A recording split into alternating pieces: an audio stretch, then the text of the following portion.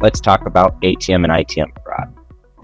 This is where I'm going to bring Michael Strange in. He's a director over our NOC, which is our Network Operations Center, and he oversees a lot of these direct threats being involved in integrated in them daily. So, Michael Strange, the floor is yours. Good morning. Thank you. So I'll start by reviewing some of the older types of fraud that have kind of fallen out of favor. They still exist, but we don't see them very often. These typically are around the physical hardware attacks.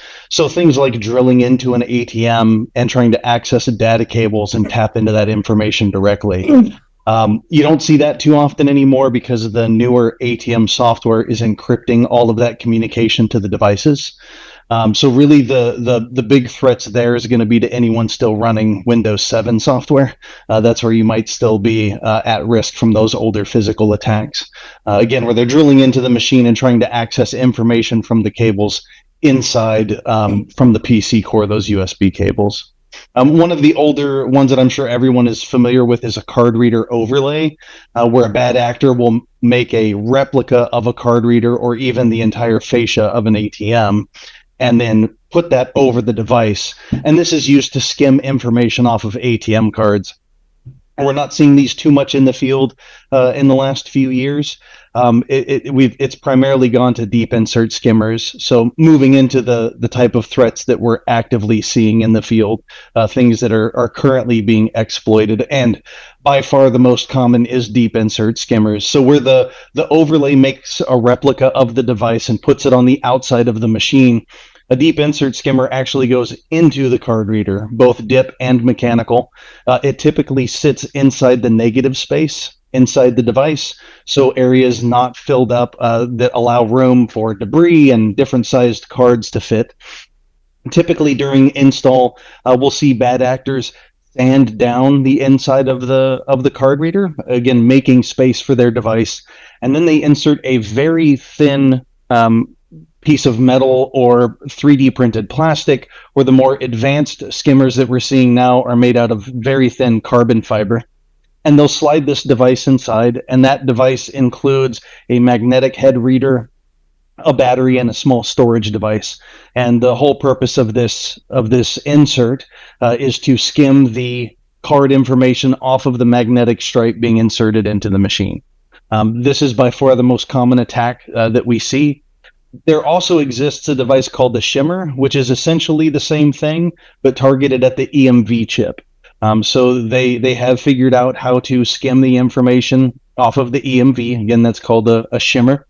And it taps into the reading mechanism of the card reader. So inserts itself between the chip on the card and the reading device on the ATM, and is able to skim the information as it passes from the card to the ATM. Again, these are inserted inside of the card reader. So from the outside of an ATM, there may be no evidence that you have this device on your machine. It's almost impossible to see by looking through the card reader. And from the servicing perspective, to be able to find the skimmer, you have to remove the card reader from the ATM, disassemble the card reader. You have to take the pieces apart to be able to find these skimmers. They're that small and that well hidden inside the device. So they can be very difficult to detect from external means. We'll get into a couple of our products, but we do have a couple of ways where we address this problem. Manufacturers, NCR in particular, has a thing called an SPS kit. So hardware designed to try to detect these type of attacks. The problem is this nefarious device is living inside of a legitimate device. So how do you detect electronic equipment inside of a device that has electronic equipment? And that's a long-winded way of saying that usually the manufacturer's defense against this don't work very well. These SPS kits were primarily made for those physical attacks, drilling into the machine, putting an overlay on the machine, and they're designed to detect large chunks of ferrous metal or electromagnetic frequencies, radio frequencies, and those things really aren't present on the outside of your card reader when a deep insert is installed. So they're not ineffective, they're just not very effective. So sometimes they'll catch the device on install, But most of the time, a deep insert skimmer will make it right past all of those manufacturer protections and get installed in the machine. There's usually also a second component to a deep insert skimmer, and that's going to be some kind of a camera. Ideally, the bad actors want to get the card information off of the card and the PIN number associated with that card. And in order to do that, they have to have a camera. So this is going to go on the outside fascia of the ATM. It's going to be away from the card reader, direct line of sight to the PIN pad. And most often they're replicating one of those network bug stickers, right? The Visa MasterCard logo. They'll pop the old one off, put a new one on. It'll look exactly the same, but it'll have a tiny hole in it. We've seen the advert light, so the light panel that exists on the top of the ATM fascia. They will replace that with their own device, and one of the screws isn't a screw, it's a little camera. They can make it that small where the lens of the camera will fit inside of a Phillips head screw. So they use that to capture the PIN number off of the card. Typically, we see that information being stored locally. So SD cards in the devices or some sort of storage chip on the device that's retaining that information. However, there does exist the more complicated versions of these that actually broadcast via Bluetooth or some sort of low power radio frequency to someone sitting off site. We haven't seen any of that or any evidence of that in our footprint. Almost all of the devices we've encountered have been local physical storage, so the bad actor has to go back and take this device away. They have to retrieve it to get the information that was captured on those devices.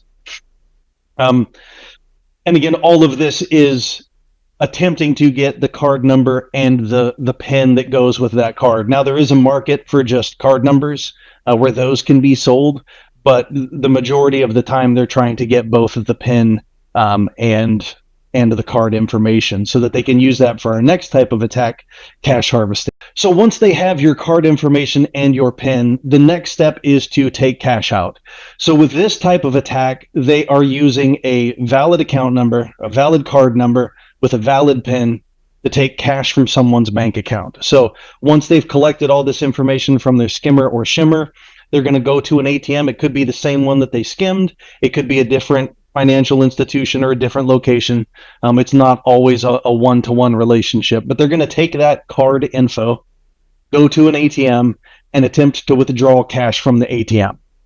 This is called cash harvesting. So we're taking real humans' money out of their bank account, dispensing it from the ATM, which is different from jackpotting. Again, that more physical kind of attack where you're tricking the hardware into dispensing cash. So a human isn't having their bank account attacked. It's an attack just against the equipment or against the financial institution. So minimal customer impact, just a financial impact to the institution that owns the device. With cash harvesting, there is a little bit of a pattern involved here. We have another product here at Cook that is targeted specifically at cash harvesting called Fraud Detection Engine. And with cash harvesting, we see particular types of transactional patterns, right? A lot of withdrawals for $480, just under that $500 limit that's the most common on cards. Some of these bad actors will do research and figure out what the typical withdrawal limit is for an institution. So some institutions have higher limits like $1,000, and you'll see a whole bunch of transactions for $1,000. Quite often what you'll see is an initial probe where they will do a couple of withdrawals for different dollar amounts to see what works. Then a larger attack will follow later the same day, the following day, where they hit that maximum withdrawal limit, get as much money as possible. And we've seen instances where cash harvesting will drain an ATM. So whatever cash is left in that machine when the bad actor shows up, they're able to take out with cash harvesting. Again, there's really no indication of a problem because it's a valid card with a valid PIN from a human's account that has money in it. So there's not a ton of indication that a problem is happening unless you're looking at the larger transactional pattern, right? 5, 10, 15, 50 transactions in a short period of time, one right after the other. Bad actor literally at the machine with a stack of cards just going one after the other, trying to get as much cash out of the machine as they possibly can. Deep insert skimming or skimming in general and cash harvesting are kind of two sides of the same coin. the point of skimming is almost always to get a cash harvesting exploit. And this is great for the bad actors because they walk away with cash in hand. It's instant gratification type of an attack. So the next type of attack that we're seeing in the field is man-in-the-middle attacks. This one is a little bit different and a bit more advanced. At the heart, it is not really an ATM-related style attack. It is just a physical network attack.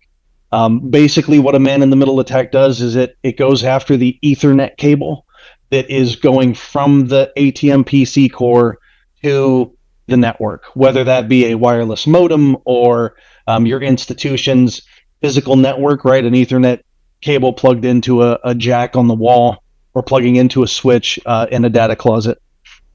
If this cable is accessible either through the top hat of the ATM or from an improperly guarded cable that's just exposed to the public, we have seen instances where ATMs are plugged into a wall port in a vestibule that's just open. Anyone can walk up and access that cable. So we're talking about just standard network physical security.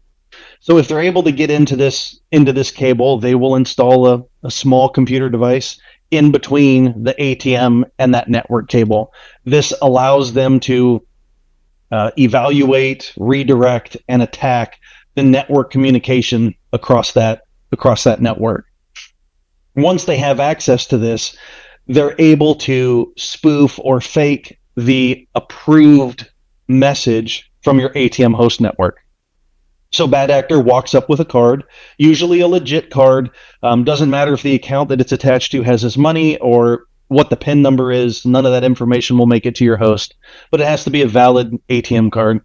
They'll swipe it at the machine, say, I want $2,000, type in a fake PIN and hit enter, and that computer device will intercept the communication and send back to the ATM the approval message from the host. So the request never makes it your ATM host. It's intercepted by that man-in-the-middle device, and then it sends the approval message. So now the ATM thinks, hey, I'm okay to dispense this cash.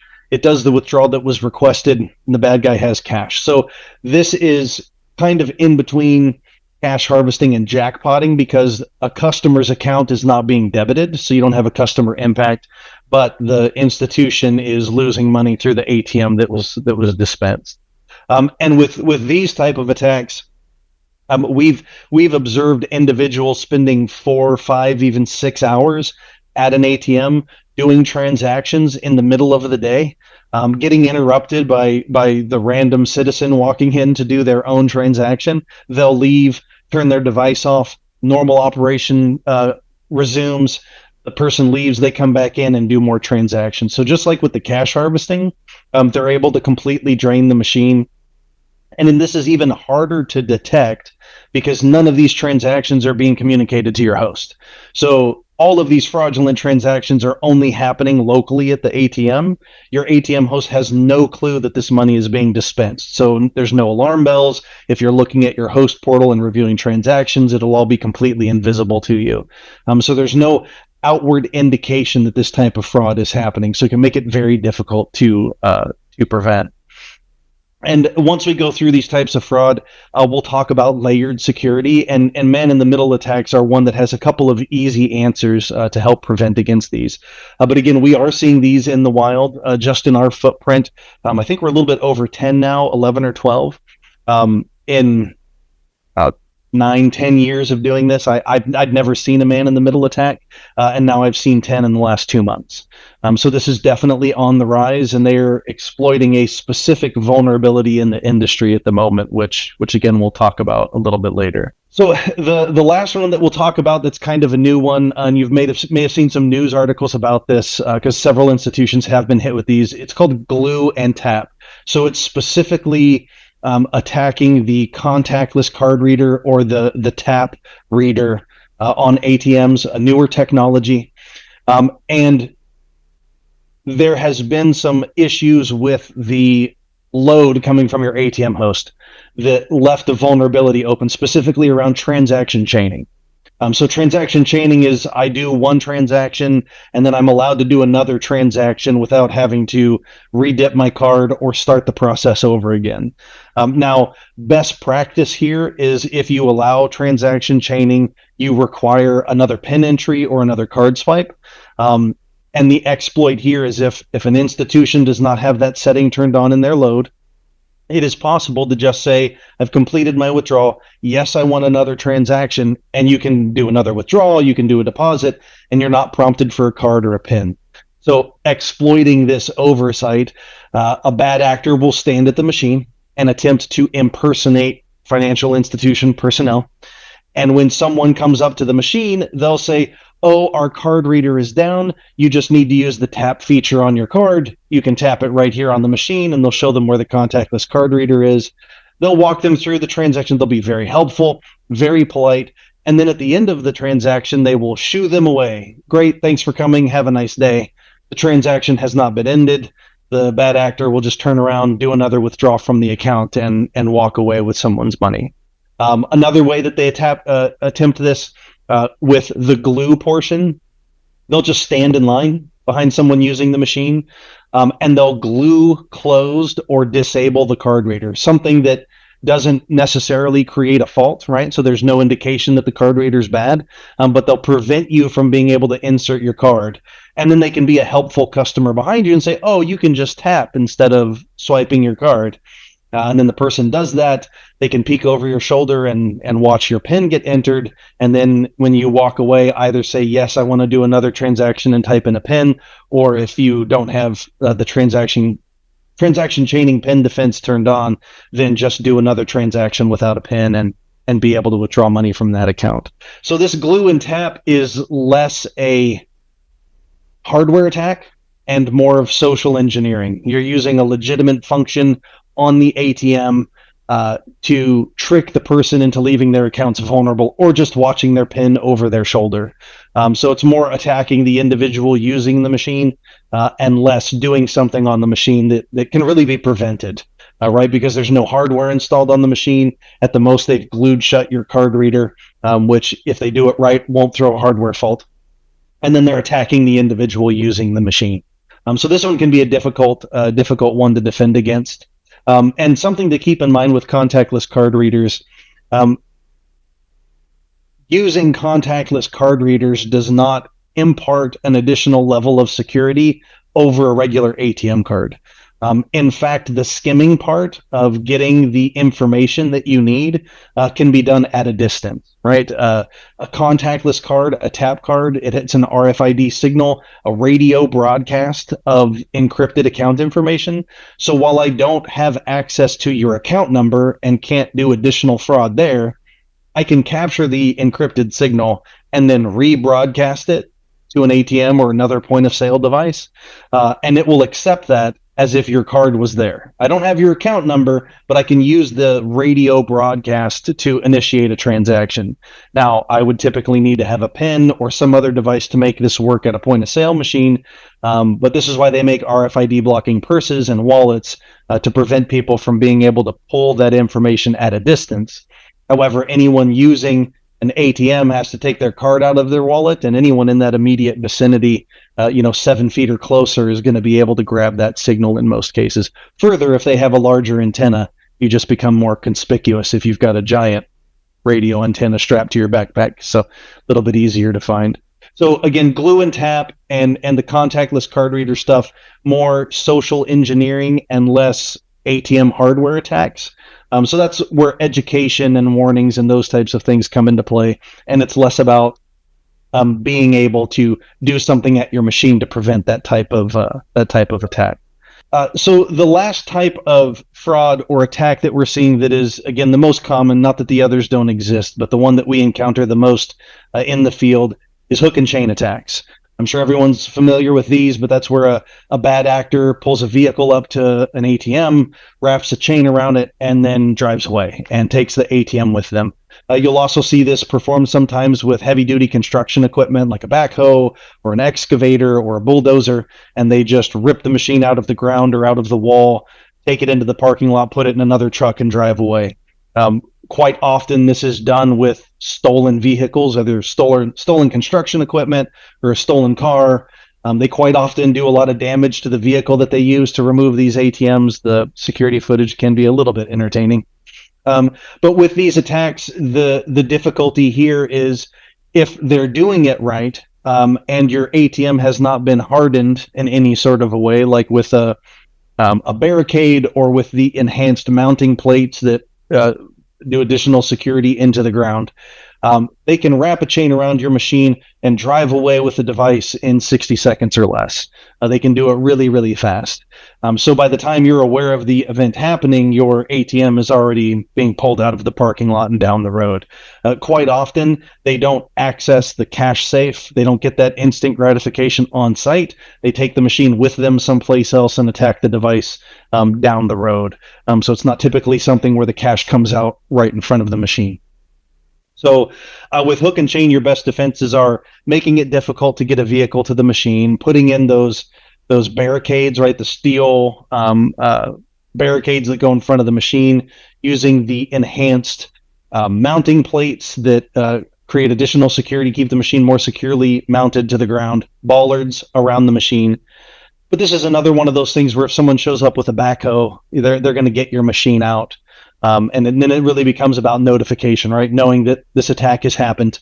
As far as products that we offer, we have another unique one here that is targeted around deterrence, that uses smart camera analytics to flash a siren or flash a light and turn on a siren to try to convince the bad actor to go to a different machine, that the jig is up, as they say, and get them to go someplace else. But everything after that is kind of notification after the fact, right? Once your machine's out of the ground, they're taking it with them. And that's usually when the alarm goes off, right? Is when the machine's been removed. So that's kind of the list of the type of fraud that we're seeing at the moment. What's actively happening in the field, what we've observed, I'd say over the last year, maybe 2 years, is this list of attacks here. So I'll pause again before we get into the steps that can be taken to try to prevent this type of fraud. Not really a CSG unique solutions, but just kind of best practices and things that you can do kind of on your own to help prevent these attacks. Michael, do you want to mention the string of attacks that we've seen in California? I know it's not Sure. Colorado, but in California with individuals using cell jammers and actually entering the ATM vault and hitting it that way. Sure, and so this is less of a fraud type of attack, and now we're just getting into straight robbery, right? Where they're entering the premise, defeating systems and taking cash. So less fraud and just more robbery, burglary type of things. But there have been multiple instances where certain types of vulnerabilities at a location, as in no network or backup communication on an alarm panel. So it's an alarm panel only communicating over cellular broadcast. And these bad actors have figured out that you can get a really cheap cell jammer, deploy that, and then the alarm has been completely disabled. So you can disable the alarm from the parking lot and then do whatever you want to do to attack that building. And they're specifically targeting institutions that have branches in strip malls. So they will hop into a location next door that has less security and then tunnel their way into the financial institution, again, disabling the alarm. Excuse me. In some instances, they'll even rip the alarm panel completely off of the wall, just hop into the building as quickly as they can, right into the data closet, grab the alarm panel and rip it right off of the wall and disable the alarm that way. And again, if you're not following best practices, once that's done, everything has been disabled. And then they can take their time and attack the ATMs or attack your actual cash vault while your alarm has been completely disabled. And we have seen a lot of that in California. And in particular, an institution that reached out to us for help that was being specifically targeted. They had multiple branches attacked. I think there was even a story not too long ago of an armored car company, Garda World, being attacked in a similar way, where they tunneled in through a wall and for some reason the alarm didn't go off.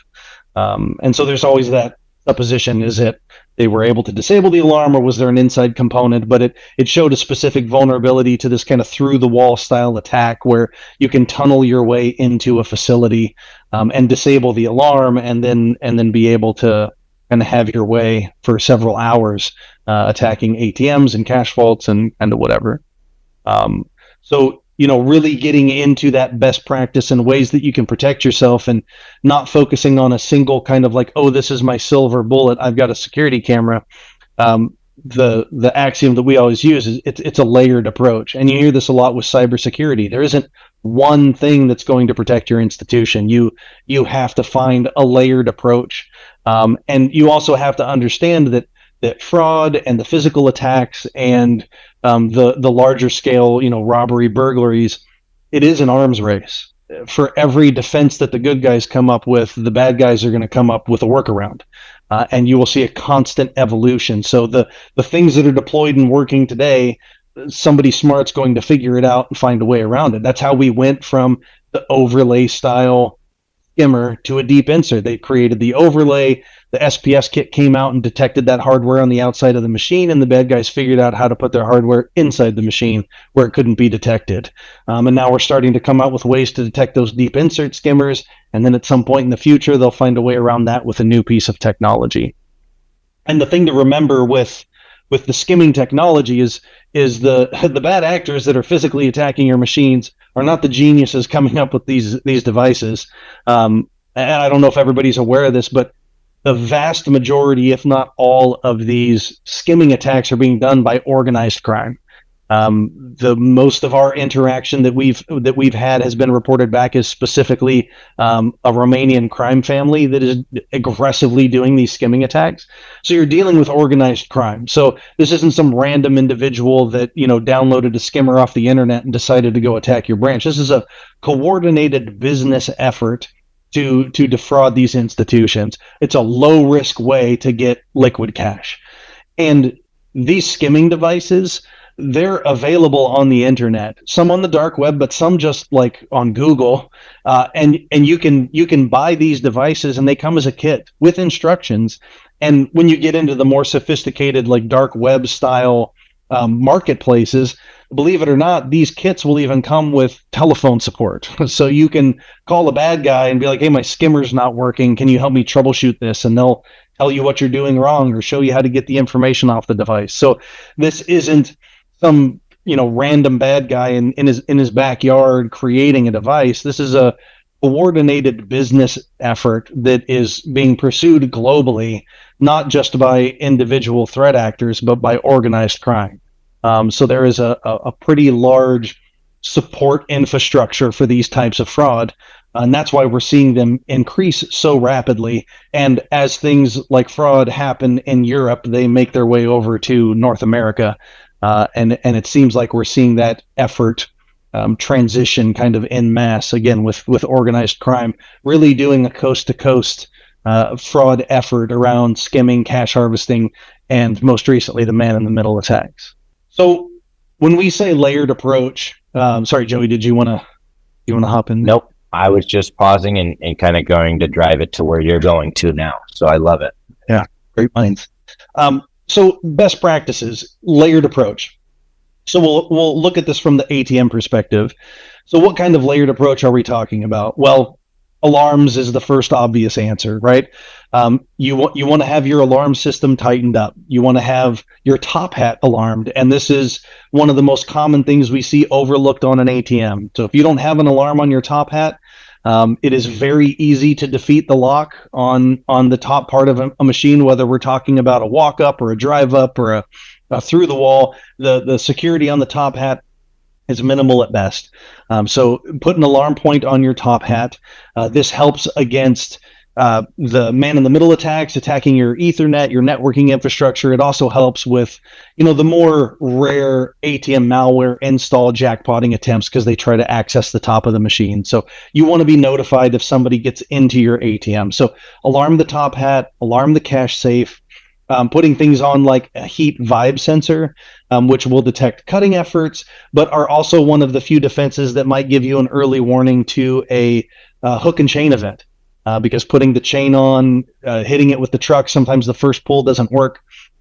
And getting an alert on that device before they're able to take it out of the parking lot. We have seen instances where people are working on the less confident or experienced criminals, spending 30, 40 minutes in a parking lot trying to get the ATM out of the ground. And if there was a vibration or a seismic sensor on that machine, they would have detected multiple efforts and triggered an alarm. Or hook and chain detection, strobe siren, speaker. Again, one of the CSG products that Joey will get into here shortly. So making sure you have adequate alarm coverage and making sure that your alarm is configured correctly. If someone rips that ATM out of the ground, the loss of all of those devices should trigger an alert at your alarm panel. Like the fact that it's been ripped out of the ground should trigger an alarm. So making sure that those devices are set up and configured correctly. Having adequate surveillance coverage. Things like hook and chain detection or analytics don't work if you don't have surveillance cameras in the right places with the right kind of a view, or with a modern camera that can support something like analytics, right? You want a high definition IP camera covering your assets, both inside the branch and out in your drive ups, covering those ATMs, making sure that surveillance system is recording, stored in a secure location inside of a locked room or locked cabinet that is also adequately alarmed. Again, in the example of the institution being attacked in California, the first place they go is to the data closet. They know that there's an alarm. They know that there's surveillance. They're going to grab both of those devices off the wall if they can. And you need to have those devices set up so that if they are attacked, the alarm is triggered before things get disabled. And then when you're talking about your ATM, having multiple paths of communication. For those that don't know, a POTS line, your old telephone over copper service, that copper wire, that is being sunset. Almost every telecom company no longer supports POTS, the copper phone line. At some point, your copper phone line that you may still have at your building eventually turns into a digital VoIP signal. It's just happening on the telecom provider side. And the reason that's important is the analog signal coming from your alarm panel will not work when it gets to the receiver if it goes over a digital line.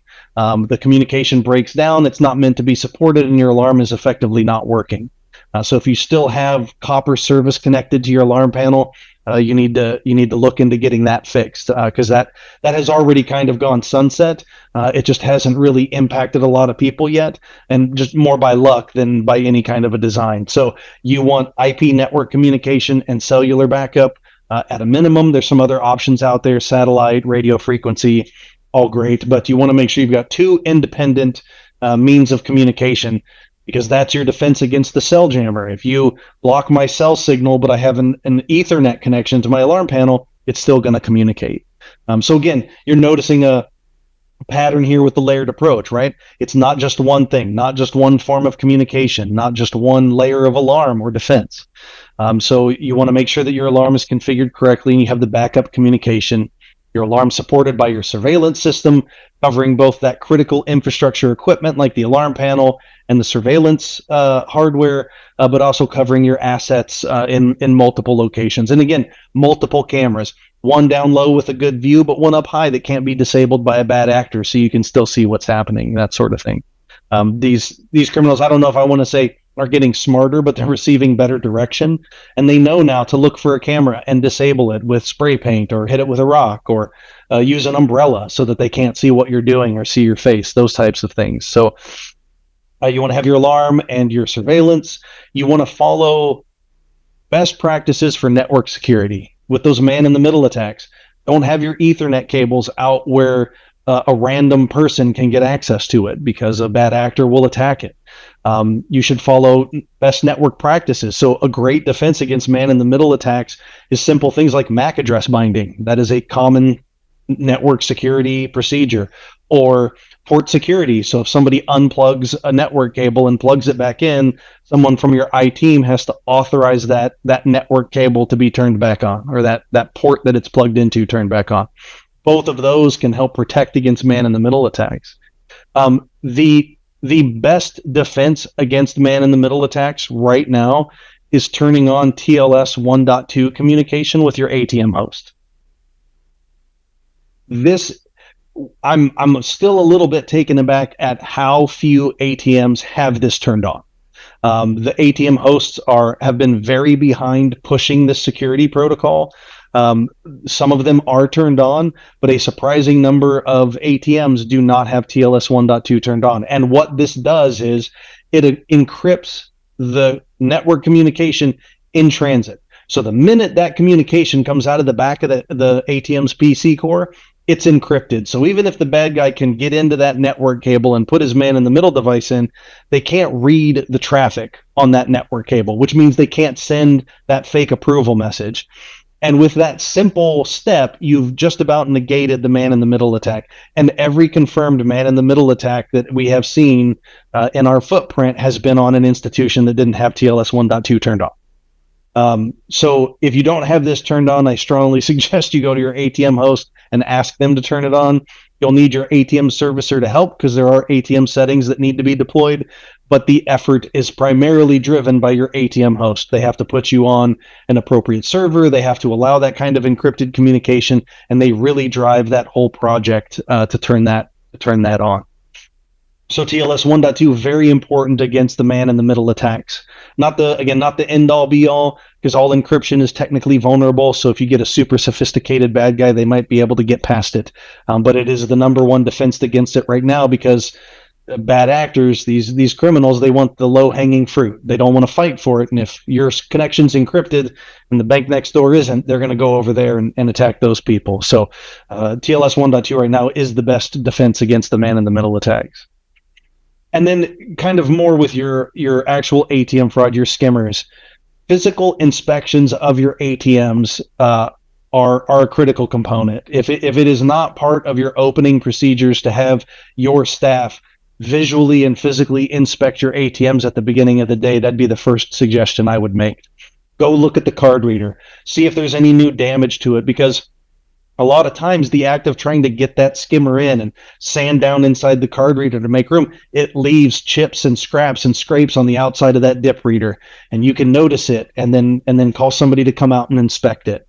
That camera module that has to be attached to the machine. If I'm looking at that ATM every single day and then all of a sudden my Visa MasterCard bug sticker is upside down, or my Braille logo or my Braille sticker is a different color, that's going to trigger an alarm to me, and that could be where somebody's hidden the camera module. How easily does that sticker come off of my machine? Does the advert panel have shadows behind it that weren't there before? That we see battery packs and circuitry, behind the light. That's that sort of thing. So doing the physical inspection of your ATMs at the beginning of every day, looking for the skimmers, making sure that your SPS kit is turned on. While it doesn't do great with the deep insert skimmers, it does catch some of them. Plus, it also defends you against the older overlay attacks. Those do still exist. So making sure your SPS is on and configured, that you're getting your network notifications. Realizing that any level of fraud detection for an ATM is going to have a certain amount of false positives associated with it. So every single alert you get isn't going to translate to a legit attack. And while, yes, you want to dial those systems in so that you find a good line between false alerts and catching bad actors, you never want to have zero false alerts. If you have some kind of fraud detection set up and it never says anything to you, you're not going to catch fraud. You have to have a certain amount of false positives on those types of detections just to make sure that you get an alert when the bad actor does something. So you got to make sure those alerts are set up, that the hardware's been calibrated correctly, and that all that stuff's turned on. So again, on an ATM, you should have all of those things: the alarm, the surveillance, some kind of anti-malware or cybersecurity, your physical network security dialed in so your network cables aren't dangling out the sides of the machines, TLS turned on, doing physical inspections every morning. You have to do all of those things to protect yourself from fraud. And it's that normal decision that we're used to making in a business, right? What is my risk and how much money am I willing to spend to protect myself from that risk? And fraud is one of those things where it falls really low on the budget until $100,000 walks out the door, and then all of a sudden you need to turn those protections on. So depending on what your acceptable fraud risk is really what's going to determine how many layers you put on your device. But if you're looking to prevent fraud and protect your institution and your customers, you want as many layers as possible, and as many practical protections as you can put in place. So with that, I'll stop talking and turn it over to Joey now. Thank you. Yeah, and to kind of segue off of what Michael was talking about is, I would say in the past 6 months, fraud on the ATMs has been more rampant than what I've seen in the past. Drastic. And that could be a very, very broad amount of reasons as to why. So Michael talked about solutions, and every solution that you'll see CSG present to individuals will always be a layer approach. Yes, we understand every layer doesn't necessarily mean that you have to go with that layer, but yes, we like layered approaches, because as Michael talked about, a bad actor can mitigate one. It's really hard to mitigate three or two different layers. So a couple of different things that we have is at the bottom, you'll see terminal security. We have Pico Verify. Let's talk real quick about Pico Verify. And this is Michael's baby, so I will have him talk about it, but I'll introduce it to give him a little break from talking for a little bit. But Pico Verify is a solution where we are actually verifying alarm-based events. So we work hand in hand with our monitoring company, and rather than the institution being the first call to action, they are calling our NOC, that's 24 hours a day, to review the alarm events with video. So it's really unique solution. Again, having that ability to link multiple entities in that layered approach really helps combat these false positives. So Michael, if you want to talk real high level on Sure. Pico Verify and kind of some of the statistics that we've seen in the recent deployments, I think that'd be great. Yeah, absolutely. So we're leveraging two of the layers, the alarm system and the surveillance system. And really, we're taking this workload off of your team. So that 2 a.m. call, instead of waking up one of your people that needs to be in the office the next day, it comes to the NOC. And we've got some overnight people that can take that call for you.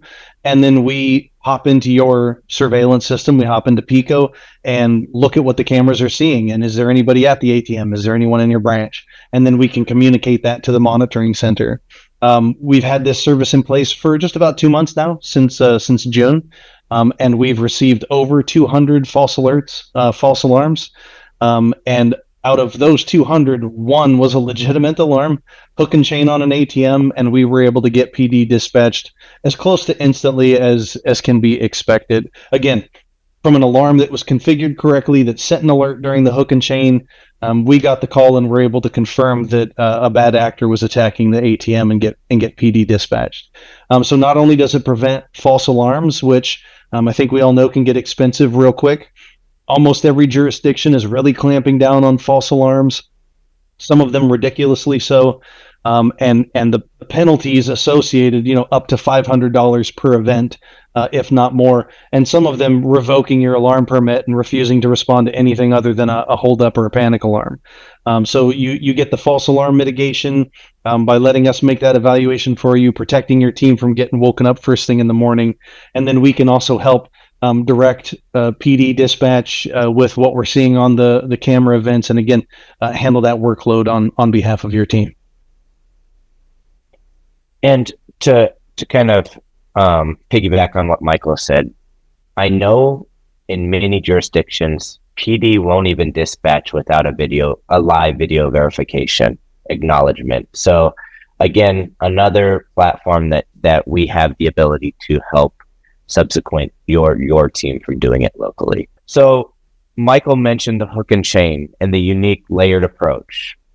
Here is a particular instance of what we have deployed. So if you can see it, we have a camera right up here. We also have a strobe light directly here. So what we've noticed in the past is when we deployed this particular location had been hit. It's in a large industrial park, lots of businesses surrounding, so they get lots of activity. They had been hit 3 times instantaneously after install, they had been hit with hook and chain. Now that this deployment has been set with the hook and chain, leveraging video analytics as well as outputs from that video platform, it has deterred individuals. But what you'll see is the individual backing up as if they were going to attack the machine. You'll see the strobe. There's also a siren going off or an audible noise saying that there's local authorities on their way. So again, those layered approaches. Yes, maybe just the strobe would work in your scenario, or maybe just the audible noise of local authorities. But again, layering that, and these are all things that just take a Cat6 cable. So additional runs, yes, but the remediation of having that and the know-how of being able to leverage different things is pretty big. So the next slide is the man-in-the-middle attack, or SAN. And so SAN has two components, as Michael mentioned. It's smart camera module and also fraud detection engine. Our SAN smart camera module leverages AI analytics as well as incorporating transactional information to see if there's anything going on at the machine themselves. Michael, in the past 6 months, how many positive fraud detection alerts and smart camera alerts do you think that your team has received? Just a little over 24. I think this year we've had almost 30 confirmed skimmer attempts detected with smart camera. So as you can see, this one is that man in the middle. He's using some kind of Bluetooth to try to get signal off of that ATM. But as you can see, there our analytics positively identified the individual using loitering or whatever analytics that we have configured at that particular machine. But we're also weighing that against the transactional information to see if anything's occurring. So again, using different layers to correctly identify the patterns is what we're able to do here. And any questions? Go ahead, Michael. Yeah, and just to add a thing here, in relation to the deep insert skimmers and those types of attacks, everyone is focused on how do I detect a piece of hardware inside of this machine to determine that a skimmer is being attached or being installed. And we approached it from the other side.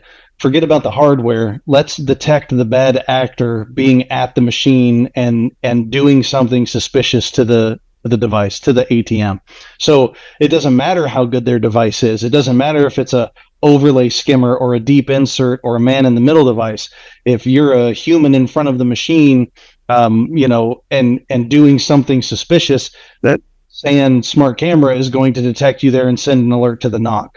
And then just like we talked about with other fraud detection stuff, there's a false positive rate in there, right? So we get several alerts a day for a machine, and the NOC team reviews it and looks at what the person is doing and either deems it suspicious or not. Just like with any other technology, it's not perfect, but we are successfully detecting the installation of equipment that has already made it past every other piece of detection. So it defeated SPS. It defeated the passive plates inside the machine. It made it into the card reader. It didn't trigger the alarm. The host network didn't see it get installed. It's detecting things that were previously undetectable, and the only way the institution would know that a skimmer was installed in those instances was when a card member reported fraudulent transactions on their machine. Now we're able to capture that and get an alert, disable the machine, limit the impact to your customers, again, for attacks that were previously just going undetected by all the existing methods. And the other thing that I want to mention is Michael's team is actively reviewing these videos before they are sent to your team. And so with Smart Camera Module, it is something that we are actively reviewing. And for the suspicious videos that we deem suspicious, we are then sending those on to your team to take corrective action.